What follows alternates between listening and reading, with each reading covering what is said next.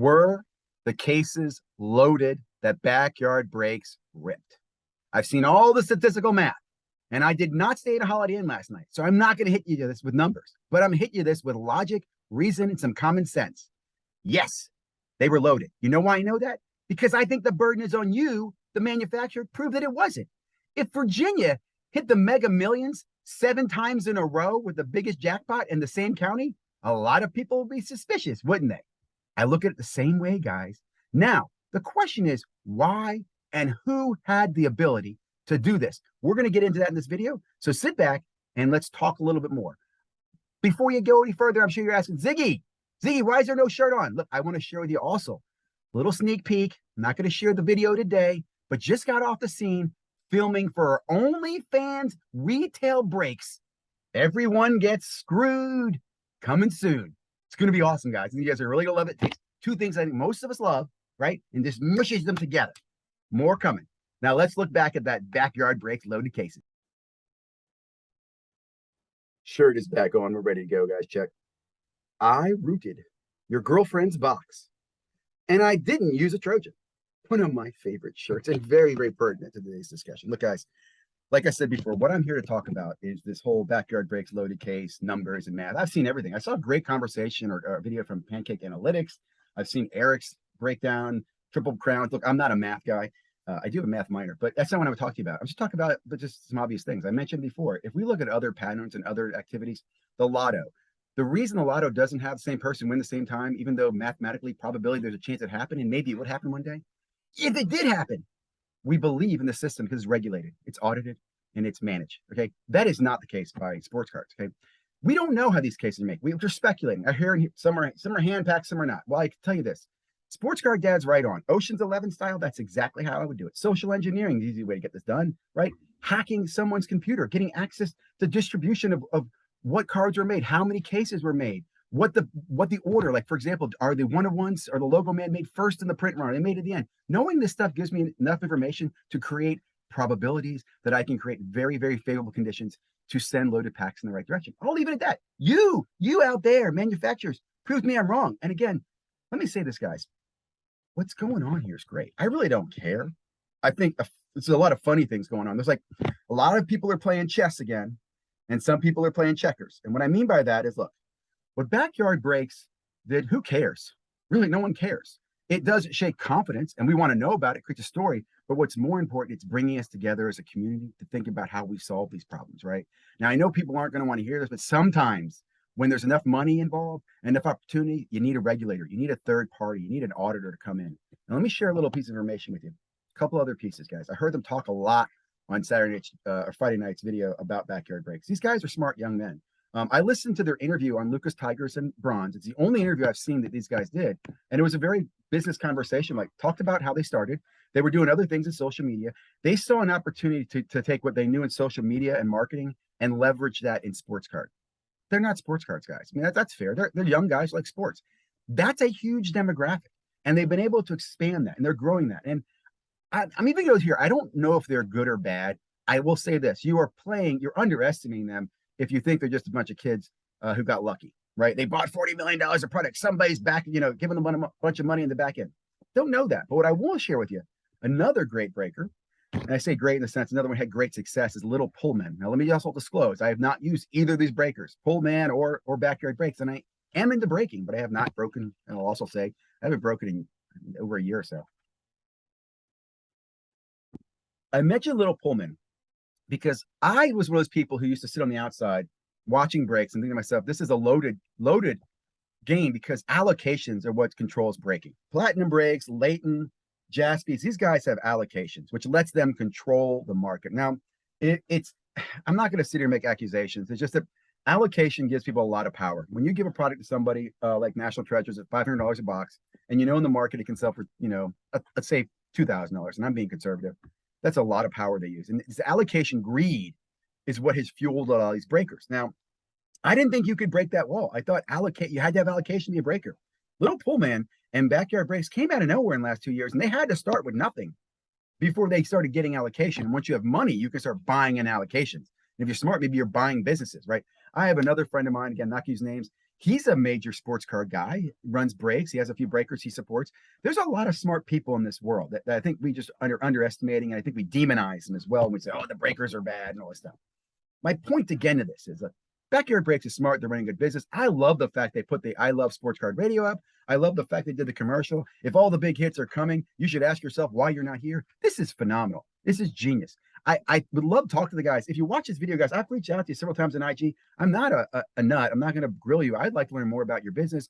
I'd also give you some recommendations of things you can do to grow your business. Side point. Guys, this is all good. All good what's going on. Things are going to get better, but we're going to feel some pain before we get there. Let me give you two other quick examples. I did a video a while back, and no one watches my videos. It's fine. I mean, I have a core group, and I love you guys who do, but I'm not getting the thousands of views. But I talked about this loaded casing a while back, and I got that information from listening to Mr. Rizzo, who was on the Sasha T show, talk about loaded cases. Loaded cases are not a secret, okay? It really is not. It's, again, think about the fact we've tolerated it for so long. It's been offset because of allocations, loaded cases, allocations, you're making money, everybody's a little piece of the pie. That's why I'm optimistic that Fanatics could change all that and give us consumer or, direct to the manufacturer, get off those allocation nipples. Okay, let me give you another good example. Two things that I caught my attention where I think support my argument that there's some shady activity going on. First of all, no one seems to stress the point that it was Whatnot that was pumping a lot of money into fueling the fire around the Drake and chasing these cases and ripping stuff, and they wanted this traffic. And I found out, listen to the show, that Backyard is exclusive to Whatnot. So you got a guy who makes money. They got a mutually exclusive relationship, a mutually beneficial relationship. And then Whatnot comes out and announces that they're going to do this Lamborghini giveaway. And only a few weeks later, it's a freaking Backyard that gets it, right? How interesting is that Whatnot's the one that did it, and it's Backyard that did it. So I'm saying that it doesn't actually help Whatnot. It actually, I think they would have wanted to attract more people. They wanted to drag out. So who would have been in an advantage to screw that up? Luke? Card Shop Live? I'm just throwing this out here, guys, because again, you got to think about this, right? Tinfoil hat. Who is it the advantage to put another person's marketing budget at risk? Hey, Whatnot just did a bunch of money. They're giving a Lamborghini, and let's make it go to the guy they're already paying. They're already paying Backyard, so not bringing somebody new. Think about that, okay? Other quick thing I want to point out. I'll give you a perfect example of where I've always thought loaded cases take place. If you buy first of line National Treasures, or Flawless football or basketball, those products will come with loaded hits or big hits in them, and they're small. And I've always believed they're either hand packed, or since there's so few of them, they're more controlled. And they go into typically called Dutch auction.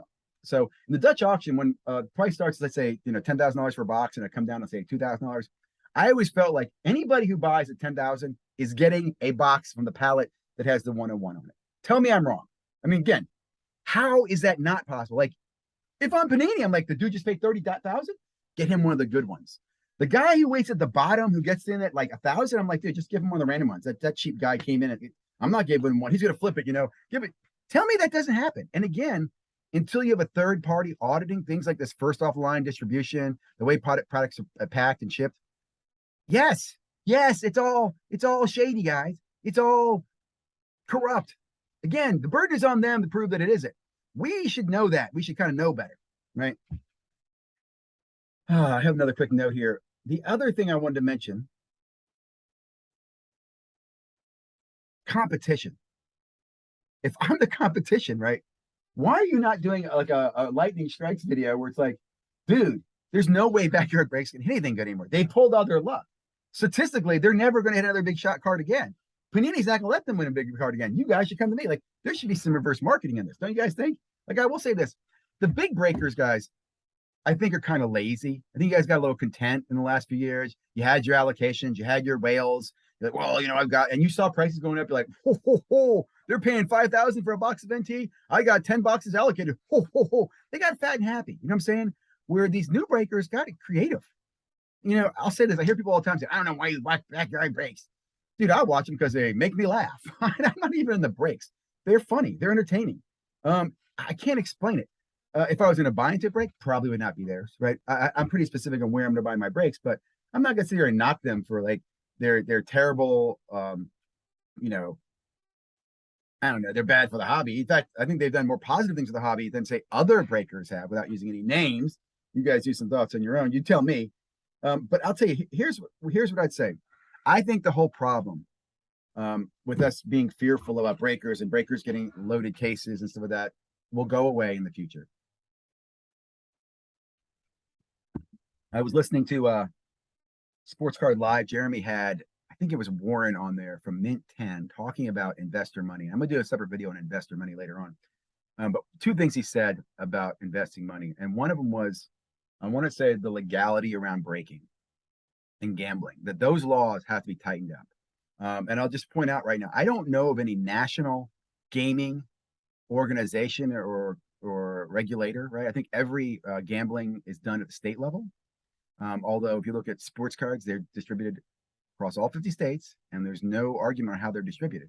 So it'll be interesting. I think we need regulation in this, right? If I was Panini, I'd welcome in a third-party auditor. In fact, I'd actually say that. I'd argue that I'm going to be bringing a third-party auditor to check the way. You know, I'd be doing something like that. I'd also open up to the community. We talked in the past about having maybe watchdogs come in and videotape or take pictures of how things are done. Although I will say that kind of adds an extra element to Ocean's 11. You get some influencers on the tape and he gets information. I will say watch the Mega Million Dollar McDonald's special on HBO, because what really got to me is just, I'll put it this way: when there's money involved, corruption is creative.